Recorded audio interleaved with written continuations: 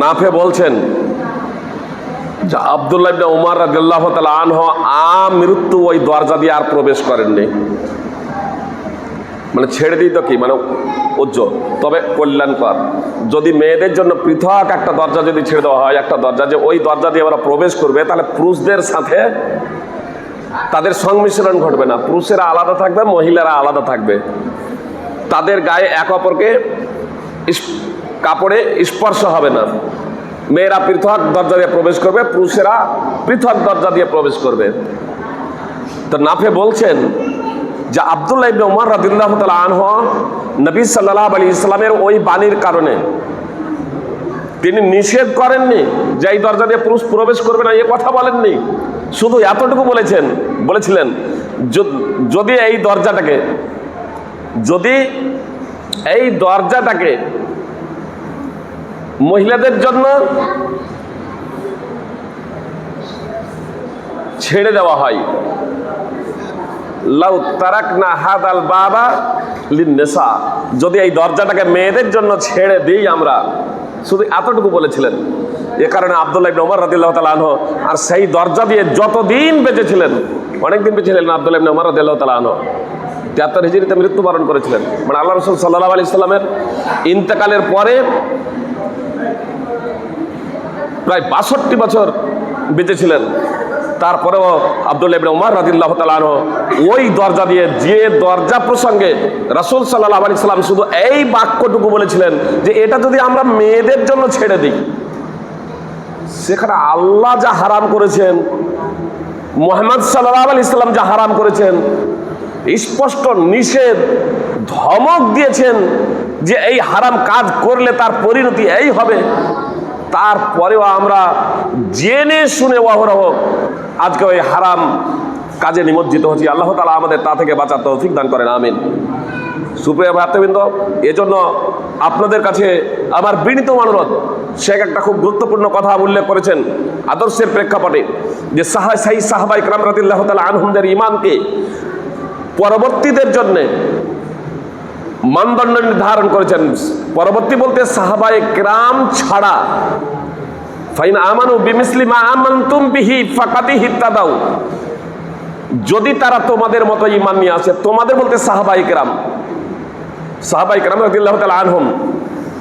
তো সাহাবায়ে কেরাম রাদিয়াল্লাহু তাআলা আনহুমদের ঈমানকে সেই সময় যারা পৃথিবীতে বেঁচেছিলেন তারা এবং কিয়ামতের আগে পর্যন্ত আমরা প্রত্যেকেই, যারা আমরা এখন ঈমান নিয়ে এসেছি তারাও, যারা এখনো ঈমান নিয়ে আসেনি তারাও, সাহাবায়ে কেরাম রাদিয়াল্লাহু তাআলা আনহুমদের যুগেই বয়সে ছোট হোক বা বড় হোক, যারা ঈমান আনয়ন করেনি তখন তারাও এই তারার অন্তর্ভুক্ত।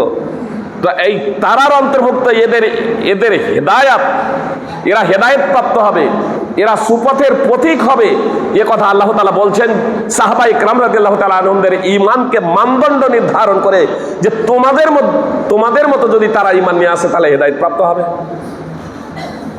এজন্য আমাকে এবং আপনাকে কারিমন বাক্যে পবিত্র কোরআন এবং সুন্নাহর বাণী শোনার পরে আমার অনুকূলে হোক অথবা আমার প্রতিকূলে, আমার অনুকূলে হোক অথবা আমার প্রতিকূলে, আমাকে কারিমন বাক্যে সর্বান্তকরণে সেটাকে মেনে নিতে হবে। তারপরে আমাকে সাধ্যমতো বাস্তবায়নের প্রচেষ্টা করতে হবে। যা করার নির্দেশ দেওয়া হয়, যে বিষয়ে করার নির্দেশ আছে তা করতে হবে, আর যা থেকে বিরত থাকতে বলা হয়েছে তা থেকে আমাদের বিরত থাকার প্রচেষ্টা করতে হবে। সাদ বিন মুআদ, সাবেদ বিন কাইস রাদিয়াল্লাহু তাআলা আনহু, তারা কতটা নবী সাল্লাল্লাহু আলাইহি সাল্লামের সাহচর্য লাভ করা সত্ত্বেও আমল কোনোভাবে বিনষ্ট হয়ে যাবে না তো কতটা ভীত এবং সন্ত্রস্ত থাকতেন, আমার কোনো কারণে আমল বিনষ্ট হয়ে গিয়ে আমরা আবার জাহান্নামে চলে যাব না তো। সুতরাং সূরা হুজুরাতের যখন দ্বিতীয় আয়াত যখন অবতীর্ণ হলো, ইয়া আইয়ুহাল্লাযীনা আমানু লা তারফাউ আসওয়াতাকুম ফাওকা সাওতিন নবী ওয়া লা তাজহারু লাহু বিল কাওলি কাজহারি বা'দিকুম লিবা'দিন আন তাহবাতা আমালুকুম ওয়া আনতুম লা তাশউরুন। হে ঈমানদারগণ, তোমরা তোমাদের কণ্ঠস্বর নবীর কণ্ঠস্বর থেকে উঁচু করো না, এবং আপোষে তোমরা যেভাবে কথা বলো সেভাবে তোমরা মুহাম্মদ সাল্লাল্লাহু আলাইহি সাল্লামের সামনে কথা বলো না। এমনও হতে পারে যে তোমাদের সমস্ত আমল বিনষ্ট হয়ে যাবে, তোমরা টেরও পাবে না। সাবেদ বিন কায়েস রাদিয়াল্লাহু তাআলা আনহুর জন্মগতভাবে কণ্ঠস্বর উঁচু ছিল। আল্লাহ তাআলা মানুষকে বিভিন্ন ধরনের কণ্ঠস্বর দিয়েছেন, এখানে মানুষের হাত নেই। কারো কণ্ঠস্বর নিচু, কারো কণ্ঠস্বর উঁচু, তাই তো? কারো কণ্ঠস্বর সুমধুর, কারো কণ্ঠস্বর কর্কশ, কারো কণ্ঠস্বর মোটা, কারো কণ্ঠস্বর পাতলা। তো আল্লাহ যাকে যেমন কণ্ঠস্বর দিয়েছেন সেই রকম তার কণ্ঠস্বর। যে আমাদের বিভিন্ন জনের বিভিন্ন ধরনের কণ্ঠস্বর। এক তো আমার কণ্ঠস্বর একটু উঁচু, আমাদের জিয়াউর ভাই যে উমরপুর যারা গিয়েছেন জমিয়তে আহলে হাদিসের অফিসে, আর ওর ফোনে কথা বলা যারা শুনেছেন তারা মনে ভাবেন যে হয়তো কারোর সাথে ঝগড়া করছে। আব্দুল্লাহ সালাফি ভাই মাঝে মাঝে বলুন, আরে কথা তুমি একটু আসতে বলো। মানে ওর জন্মগতভাবে কণ্ঠস্বরটা উঁচু, ওর জন্মগতভাবেই কণ্ঠস্বরটা উঁচু। তো সাবেদ বিন কায়েস রাদিয়াল্লাহু তাআলা আনহুর কণ্ঠস্বর ছিল উঁচু। এই আয়াত যখন অবতীর্ণ হলো যে নবীর কণ্ঠস্বর থেকে তোমাদের কণ্ঠস্বর উঁচু করো না, আপসে যেভাবে তোমরা কথা বলো নবীর সামনে তোমরা সেইভাবে কথা বলো না জোরে। আর যদি কণ্ঠস্বর উঁচু করো, আপসে তোমরা যেভাবে কথা বলছো সেইভাবে যদি নবীর সম্মুখে কথা বলো, তাহলে তোমরা টেরও পাবে না, তোমাদের সমস্ত আমল বিনষ্ট হয়ে যাবে। সাবেদ বিন কায়েস বেদ সন্ত্রস্ত হয়ে গেলেন এই আয়াত অবতীর্ণ হওয়ার ফলে। তিনি চুপ করে বাড়িতে বসে গিয়েছেন। আনাস বিন মালিক রাদিয়াল্লাহু তাআলা আনহু বলছেন যে রাসূল সাল্লাল্লাহু আলাইহি সাল্লাম সাবেদ বিন কায়েসকে দেখতে না পেয়ে জিজ্ঞেস করলেন, সাবেদ বিন কায়েস কোথায়, তার কি হয়েছে? তখন সাদ বিন মুআজ রাদিয়াল্লাহু তাআলা আনহু বললেন যে সে হচ্ছে আমার প্রতিবেশী, আল্লাহ রাসূল আমি তার খবরটা নিয়ে আসি। তার বাড়ি গিয়ে দেখছে তো মাথা নিচু করে বসে আছে, মানে টেনশনে পড়ে গিয়েছেন, আমার তো তাহলে সব আমল ধ্বংস হয়ে গেছে। টেনশনে পড়ে গিয়েছেন। সাদ বিন মুআজ জিজ্ঞেস করছেন কি ব্যাপার? বলছে আমি তো ধ্বংস হয়ে গেছি, আমি তো ধ্বংস হয়ে গেছি। সাদ বিন মুআজ ফিরে যাচ্ছেন। ধ্বংসের যে কারণ বলেন যে আমার কণ্ঠস্বর, বুঝতেই পারছেন যে আমার কণ্ঠস্বর উঁচু, আর এই আয়াত অবতীর্ণ হয়েছে। সাদ বিন মুআজ এই সংবাদ নিয়ে রাসূল সাল্লাল্লাহু আলাইহি সাল্লামের কাছে ফিরে যাচ্ছে। রাসূল সাল্লাল্লাহু আলাইহি সাল্লাম শোনার পরে বলেছিলেন, যাও সাবেদ বিন কায়েসকে বলে দাও, ইন্নাকা লাস্তা মিন আহলিন নার ওয়ালাকিন্নাকা মিন আহলিল জান্নাহ, তুমি জাহান্নামীদের দলভুক্ত নয়। ইন্নাকা লাস্তা মিন আহলিন নার, তুমি জাহান্নামীদের দলভুক্ত নয়, ওয়ালাকিন্নাকা মিন আহলিল জান্নাহ, তুমি জান্নাতীদের দলভুক্ত। সুসংবাদ নিয়ে আসছেন। সহিহ বুখারী এবং মুসলিমের হাদিস। সহিহ বুখারী হাদিস নম্বর 4846, সহিহ মুসলিম হাদিস নম্বর 119। বলবেন কণ্ঠস্বর উঁচু, তাহলে আয়াতের যেন বাহ্যিক সাধারণ ভাবটা যেন পরস্পর বিরোধী মনে হচ্ছে না? সাবেদ বিন কায়েস এই বাহ্যিক ভাবটা পরস্পর বিরোধী ভেবে বসে টেনশনে পড়ে গিয়েছিলেন। নবী সাল্লাল্লাহু আলাইহি সাল্লাম তার টেনশনটাকে দূর করে দিলেন। আরে জন্মগতভাবে কারো কণ্ঠস্বর উঁচু হওয়াটা দোষণীয় নয়। কণ্ঠস্বর উঁচু হওয়া, নবীর কণ্ঠস্বর থেকে কণ্ঠস্বর উঁচু করো না। এর তাৎপর্য হলো যে নবী সাল্লাল্লাহু আলাইহি সাল্লাম যখন কোনো নির্দেশ যখন দেবেন, নবী সাল্লাল্লাহু আলাইহি সাল্লামের আদর্শের উপরে যাতে তোমার আদর্শ না হয়, নবী সাল্লাল্লাহু আলাইহি সাল্লামের নির্দেশের উপরে যাতে তোমাদের নির্দেশ না হয়, নবী সাল্লাল্লাহু আলাইহি সাল্লামের কথার উপরে যাতে তোমাদের কথা না হয়, নবী সাল্লাল্লাহু আলাইহি সাল্লাম যা বলবেন তোমাদের বিদ্যা বুদ্ধির অনুকূলে হোক আর প্রতিকূলে হোক, নির্দ্বিধায় তোমাদের মাথা নত করে মেনে নিতে হবে। এবার সাবেদ বিন কায়েস যখন সুসংবাদ শুনলেন, আনন্দিত হচ্ছেন। এত দ্বারা স্পষ্ট হয়ে গেল যে নবী সাল্লাল্লাহু আলাইহি সাল্লামের বাণী শোনার পরে, হাদিস শোনার পরে কেউ যদি তার ওপরে কথা বলার প্রচেষ্টা করে, তার কারণ কোরআন যেমন ওহী, হাদিসও ওহী, দুটোই ওহী। কোরআন হলো ওহী মাতলুব আর হাদিস হলো ওহী গায়র মাতলুব, দুটোই ওহী। ওয়া মা ইয়ানতিকু আনিল হাওয়া ইন হুয়া ইল্লা ওয়াহয়ুন ইউহা। মুহাম্মদ সাল্লাল্লাহু আলাইহি ওয়াসাল্লাম ধর্মের ব্যাপারে নিজের পক্ষ থেকে একটি শব্দ উচ্চারণ করেননি, পুরোটাই ওহী। কোরআন এবং সুন্নাহ এই দুটোই ওহী। অতএব ওহীকে প্রত্যাখ্যান কেউ যদি করে তাহলে সে মুসলমান হতে পারে না। আজকাল কিছু ব্যক্তি অজ্ঞতাবশত তারা বলে আমাদের জন্য শুধু কোরআনই যথেষ্ট। যে সাহাবা ইকরাম রাদিয়াল্লাহু তাআলা আনহুমদের প্রসঙ্গে আল্লাহ তাআলা জান্নাতের সুসংবাদ দিয়েছেন, জান্নাতের সুসংবাদ দিয়েছেন, যাদের ঈমানকে পরবর্তীদের জন্য হেদায়েতের মানদণ্ড নির্ধারণ করেছেন, তাদের মধ্যে একজনও আপনি পাবেন না যে তারা বলেছে আমরা হাদিস মানব না, কিংবা তারা এ কথা বলেছে যে হাদিস যদি কিয়াসের বিপরীত হয়, হাদিস যদি কিয়াসের বিপরীত হয় তাহলে গ্রহণযোগ্য নয়। এ কথা একজন সাহাবীও এ কথা বলেন নাই। জি, আপনার কিছু মানুষ যেমন আছে যে কোরআন মানবো হাদিস মানবো না, তো কিছু মানুষ আছে যে সাহাবী দুই ধরনের। এক ধরনের সাহাবী হচ্ছে ফাকিহ মুজতাহিদ, আর এক ধরনের ফাকিহ হচ্ছে গায়র ফাকিহ, গায়র মুজতাহিদ, গায়র ফাকিহ, ফকিহ নন। আবু হুরায়রা রাদিয়াল্লাহু তাআলা আনহু সব থেকে বেশি হাদিস বর্ণনা করেছেন, আর এজন্য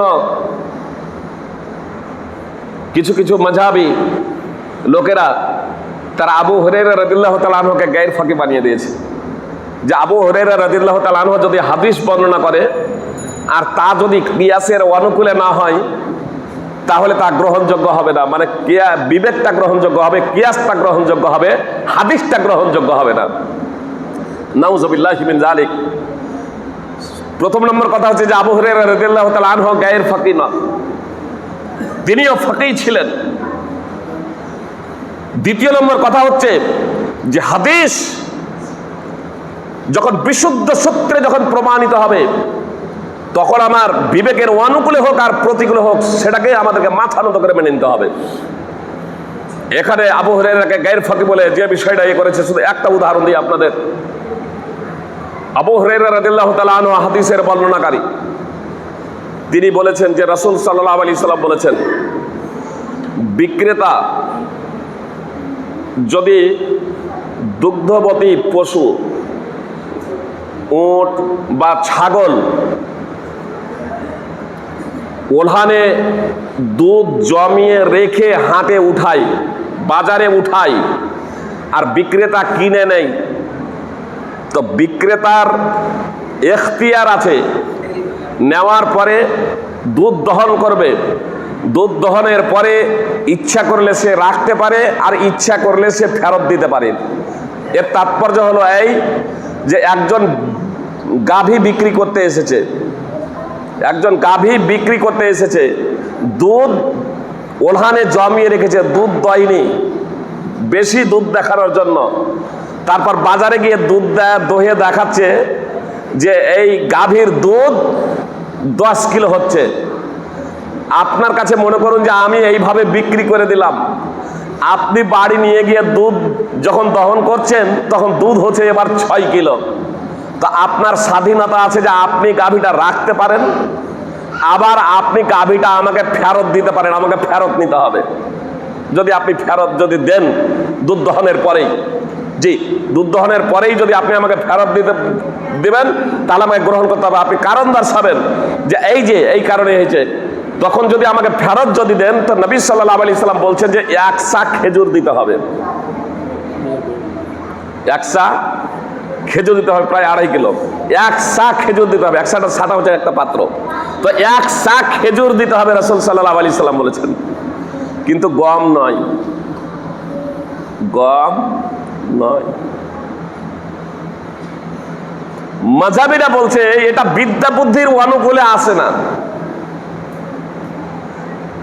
আরে এটা যদি দুধ যেহেতু দহন করেছে তো এটা যদি ফেরত যদি দেয় তাহলে 1 সা খেজুর কেন? তাহলে খেজুর অনুপাতে অন্য জিনিস যদি দিতে পারে। তো গমের দাম যদি বেশি যদি হয়, যে গম 1 কিলো খেজুরে, এই 1 কিলো গমে 2 কিলো, 1 সা গমে 2 সা খেজুর পাওয়া যাবে, তো অর্ধ সা এখানে গম দিবে, অর্ধশা গম দিবে, কিন্তু অর্ধশা গম না দিয়ে একবার টোটাল বলা হচ্ছে যে গম দিবে না। বুঝে এসেছেন আসেনি? আল্লাহ রসুল বলছেন যে ফেরত যদি দাও গাভীটা, তাহলে গাভীর সাথে একশা খেজুরও দেবে। মাযহাবিরা বলছে এই হাদিসটা বোধগম্য হচ্ছে না, বিবেকের পরিপন্থী, যুক্তির পরিপন্থী। কেন? বলছে একশা খেজুরের যে মূল্য সেটা অন্য কিছু হতে পারে, সেটা টাকাও হতে পারে বা গমও হতে পারে।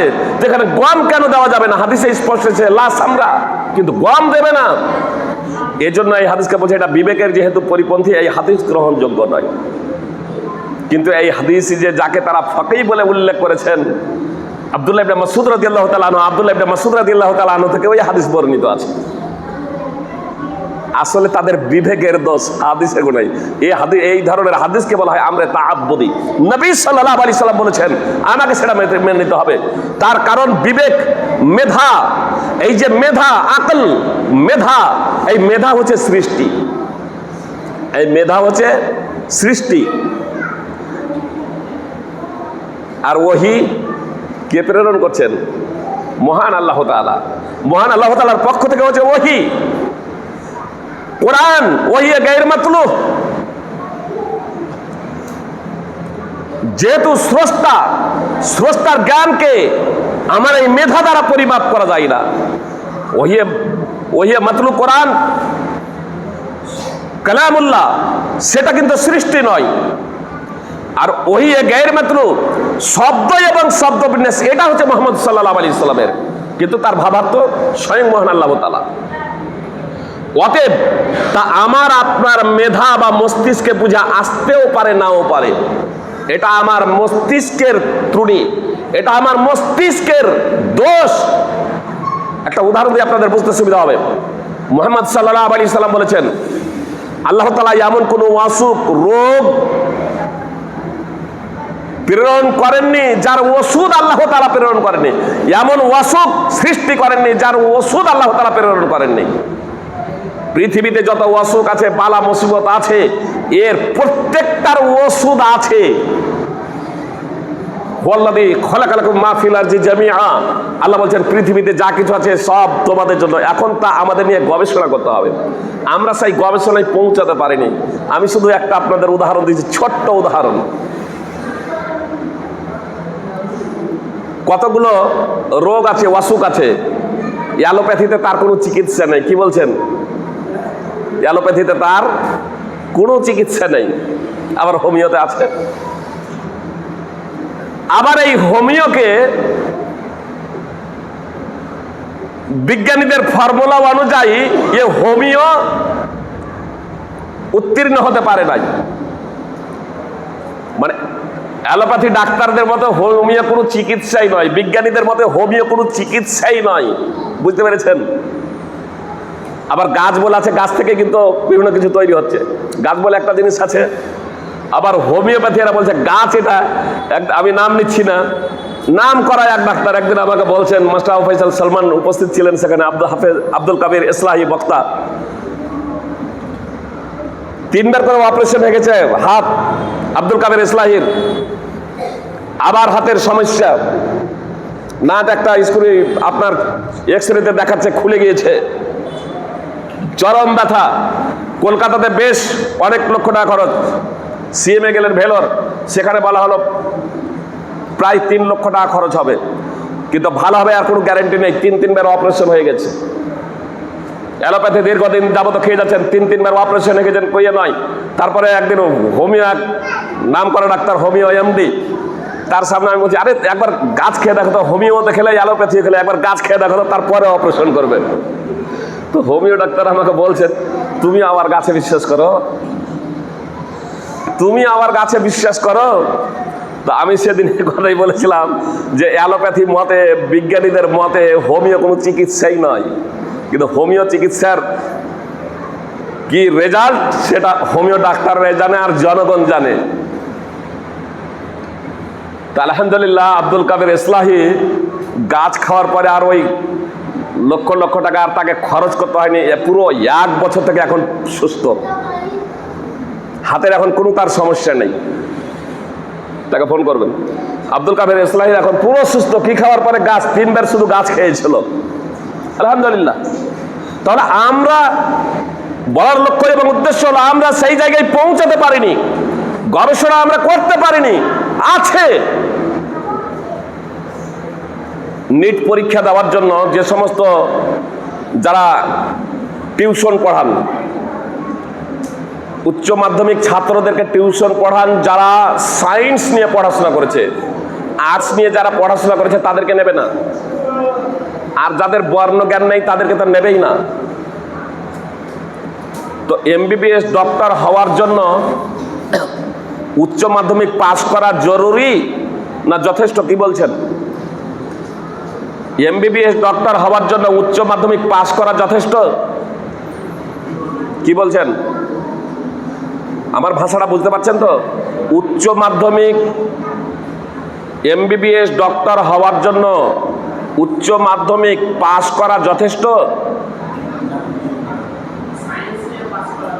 উচ্চ মাধ্যমিক যথেষ্ট নয়, সায়েন্স নিয়েও পাস করা যথেষ্ট নয়, কম্পালসারি।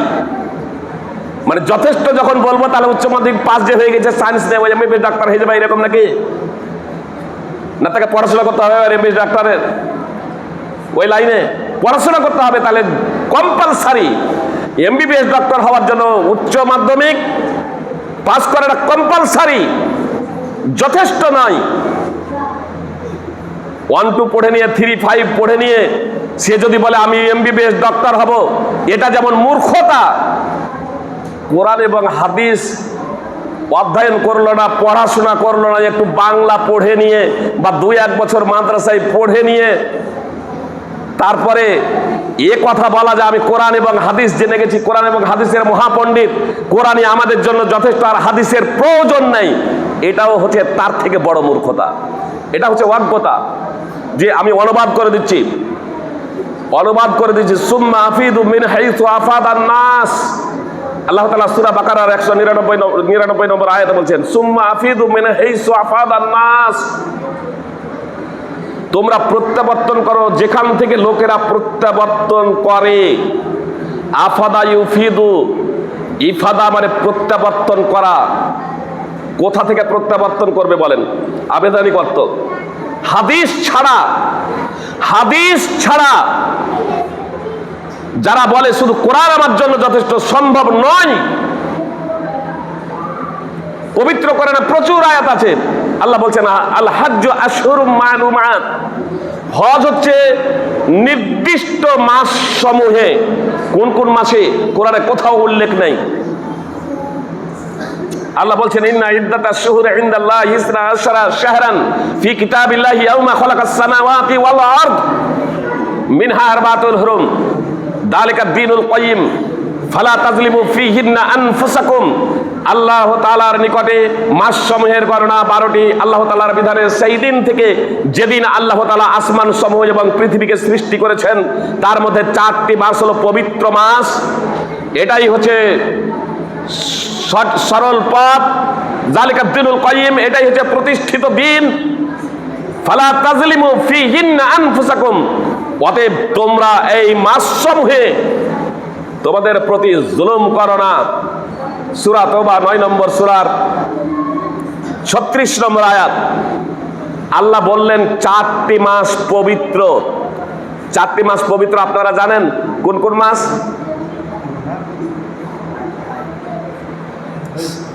হাদিস ছাড়া, শুধু সাধারণ মানুষ কেন, হাদিস ছাড়া, হাদিসের রেফার, হাদিসের বরাত ছাড়া, হাদিস ছাড়া আলেমরাও যদি বলে সাধারণ তো সাধারণ, তা হতে গেলে ভুল করবে, এটাই স্বাভাবিক।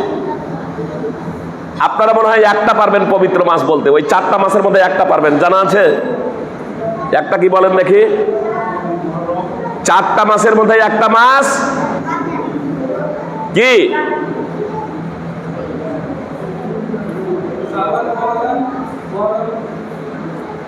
মুহররম। এতটুকু বলতে পারছেন এজন্যই যে একদিন শুনেছেন। দমকলে একদিন বলছি, যারা শুনেনি ওরা প্রথমেই বলবে রমাদান। কয়েকদিন হলো ডোমকলে সব বলছে রমাদান, আমাদের 4টা মাস পবিত্র, তার মধ্যে অন্তত একটা মাস বলেন বলছে রমাদান, সব বলছে রমাজান। মানে পবিত্র হবে আর রমাজান হবে না, ওর মধ্যে এটা কি হয় নাকি? অথচ রমাজান মাসের সেখানে কোনো স্থানই নেই। যারা বলে হাদিস ছাড়া কোরআন বুঝবো, তাদের এখানে সম্ভব না। বলা বাহুল্য, এ প্রসঙ্গ এই আলোচনার সাথে সাহাবা ইকরাম এবং আমরা নবী সাল্লাল্লাহু আলাইহি সাল্লামের আদর্শ গ্রহণে, নবী সাল্লাল্লাহু আলাইহি সাল্লামের অনুকরণে সাহাবা ইকরাম কেমন ছিলেন আর আমরা কেমন, আমরা সাহাবা ইকরাম রাদিয়াল্লাহু তাআলা আনহুম থেকে অনেক দূরে, বরং আমরা অনেকেই তাদের উল্টো পথে চলতে আরম্ভ করেছি। যেখানে সাহাবা ইকরাম রাদিয়াল্লাহু তাআলা আনহুম মুহাম্মদ সাল্লাল্লাহু আলাইহি সাল্লামের আদর্শকে, মুহাম্মদ সাল্লাল্লাহু আলাইহি সাল্লামের কথা, কর্ম এবং মৌন সম্মতিকে ব্যর্থহীনভাবে তারা মেনে নিয়েছিলেন, নিজেদের মতামতকে তারা বিসর্জন দিয়েছিলেন। এর একাধিক উদাহরণ দিয়েছি, শুধু একটা কথা বলি তাহলে আপনাদের বুঝতে সুবিধা হবে।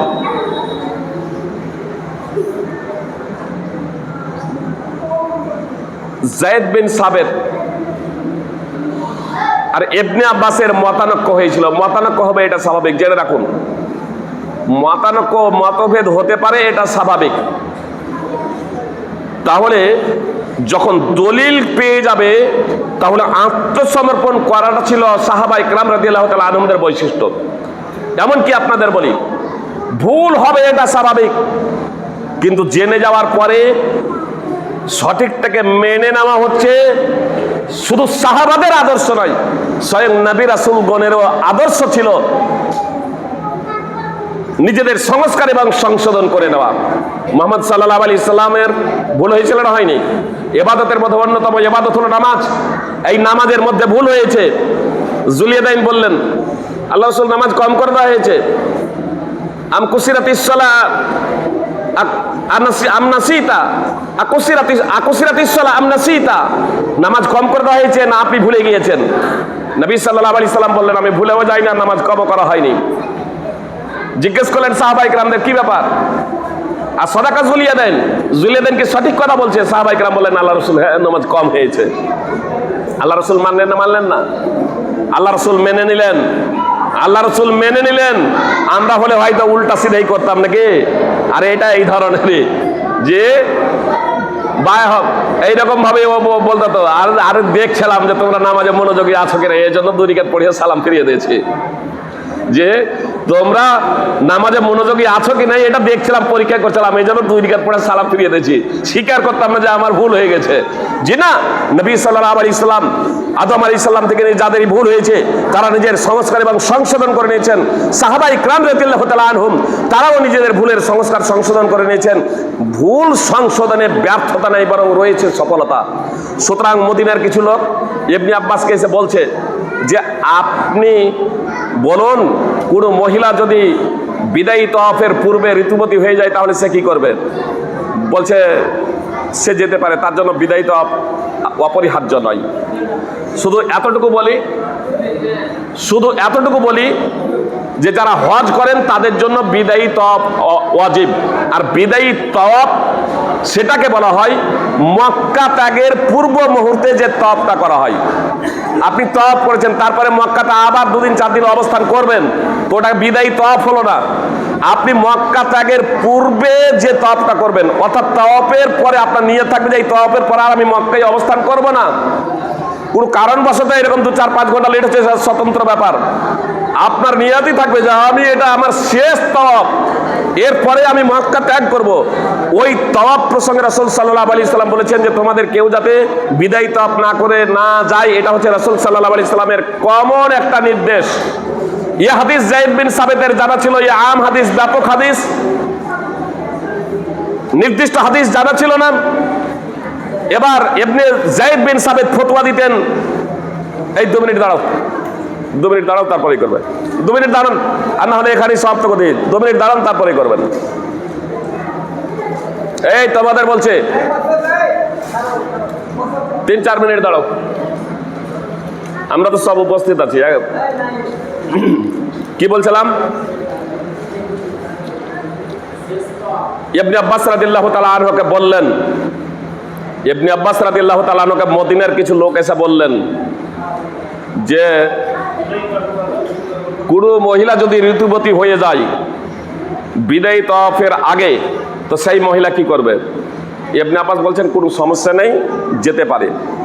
তখন ওই মদিনার লোকগুলো ইবনে আব্বাসকে বলল, আপনার ফতোয়া আমরা গ্রহণ করতে পারলাম না, আর যায়েদ বিন সাবেতের ফতোয়া আমরা ছাড়তে পারলাম না। মানে যায়েদ বিন সাবেত আপনার বিপরীত কথা বলছেন, অতএব যায়েদ বিন সাবেতের কথাটাই আমরা নেব, আপনার কথা নেব না। তো ইবনে আব্বাস বললেন যে মদিনাতে গিয়ে উম্মে সুলাইম রাদিয়াল্লাহু তাআলা আনহাকে জিজ্ঞেস করবে। তারা আর চুপ করে থাকেনি, দলিল জিজ্ঞেস করেছে মদিনায় গিয়ে। উম্মে সুলাইম রাদিয়াল্লাহু তাআলা আনহাকে জিজ্ঞাসা করলেন। ইবনে আব্বাস যে ফতোয়া দিয়েছিলেন সেই ফতোয়ার সাথে হাদিস মিলে গেল, হাদিস বর্ণনা করলেন উম্মে সুলাইম। তারা এসে বললেন যে আপনি যে ফতোয়া দিয়েছেন সেই কথাই বলেছেন উম্মে সুলাইম রাদিয়াল্লাহু তাআলা আনহা। তারা প্রত্যাবর্তন করলেন। শুধু তাই নয়, যায়েদ বিন সাবেতের সাক্ষাৎ হলো ইবনে আব্বাসের সাথে একদা। তারপরে বলছেন যে আপনি নাকি ফতোয়া দিচ্ছেন যে বিদায়ী তওয়াফ না করে ঋতুবতী মহিলা চলে যাবে। বলছে হ্যাঁ। বলছে আর ফতোয়া দেবেন না, এই ফতোয়া আর আপনি দেবেন না। তো ইবনে আব্বাস বললেন তা যদি না হয়, আমি যে ফতোয়া দিচ্ছি এই ফতোয়াটা যদি সঠিক না হয়, তাহলে আপনি উমুক আনসারী অর্থাৎ উম্মে সুলাইম রাদিয়াল্লাহু তাআলা আনহাকে জিজ্ঞেস করবেন। যায়েদ বিন সাবেত এ কথা বললেন না যে আমি বয়সে বড়। যায়েদ বিন সাবেত এ কথা বললেন না যে আমি কাতেবে ওহী, ওহীর লেখক। এ কথা বললেন না যে আমি রাসূল সাল্লাল্লাহু আলাইহি সাল্লামের সংস্পর্শে বেশি থেকেছি। এ কথা বললেন না যে আমি বেশি জানি আর তুমি তো অল্প বয়সের। এ কথা বললেন না।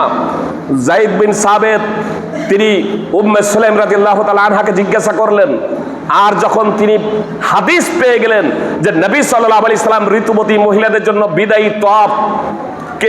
বিদায়ী তওয়াফের ব্যাপারে ছাড় দিয়েছেন, আবশ্যিক করেনি বিদায়ী তওয়াফ ঋতুবতী মহিলাদের জন্য। ঋতুবতী মহিলা ছাড়া অন্যান্যদের জন্য আবশ্যিক, কিন্তু ঋতুবতী মহিলারা আপনার বিদায়ী তওয়াফ না করে মক্কা ত্যাগ করতে পারে। এই হাদিস যখন অবগত হয়ে গেলেন যায়েদ বিন সাবেত, তিনি হাসতে হাসতে ইবনে আব্বাসের কাছে আসছেন।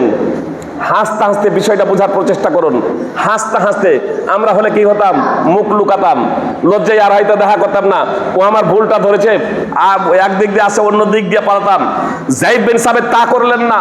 বয়সে বড়, তিনি জানতেন বেশি, তা সত্ত্বেও আপনার ইবনে আব্বাসের কাছে হাসতে হাসতে আসছেন, আর হাসতে হাসতে এসে বলছেন মা হারাকা ইল্লা কাদ সাদাক্তা, আপনি সঠিক কথা বলেছেন। ভুল সংশোধনে ব্যর্থতা নেই, আছে সফলতা। এই জন্য আপনাদের কাছে আমার বিনীত অনুরোধ, সাহাবায়ে কেরাম রাদিয়াল্লাহু তাআলা আনহুমদের যে নবী সাল্লাল্লাহু আলাইহি সাল্লামের আদর্শ অনুকরণের ব্যাপারে তৎপরতা প্রসঙ্গে আলোচনা শুনলেন পবিত্র কোরআন এবং সুন্নাহর আলোকে, আপনাদের কাছে আমার বিনীত অনুরোধ যে আসুন আমরা সাহাবায়ে কেরাম রাদিয়াল্লাহু তাআলা আনহুমদের মতো জীবন গড়ি। প্রতিটা ক্ষেত্রেই, প্রতিটা মুহূর্তেই, প্রতিটা জীবনের প্রতিটা স্তরে কোরআন এবং সুন্নাহকে নির্দ্বিধায় মেনে সাধ্যমতো বাস্তবায়নের প্রচেষ্টা করি। আল্লাহ তাআলা আমাদের প্রত্যেককে পবিত্র কোরআন ও সুন্নাহ অনুযায়ী জীবনযাপন করার তৌফিক দান করেন। আমিন। আকুলু কাউলি হাযা আস্তাগফিরুল্লাহ লি ওয়া লাকুম ওয়া লিসাইরিল মুমিনিনা ওয়াল মুমিনাত। সুবহানাকাল্লাহুম্মা ওয়া বিহামদিকা আশহাদু আল্লা ইলাহা ইল্লা আনতা আস্তাগফিরুকা ওয়া আতুবু ইলাইক। আসসালামু আলাইকুম ওয়া রাহমাতুল্লাহি ওয়া বারাকাতুহু। এবার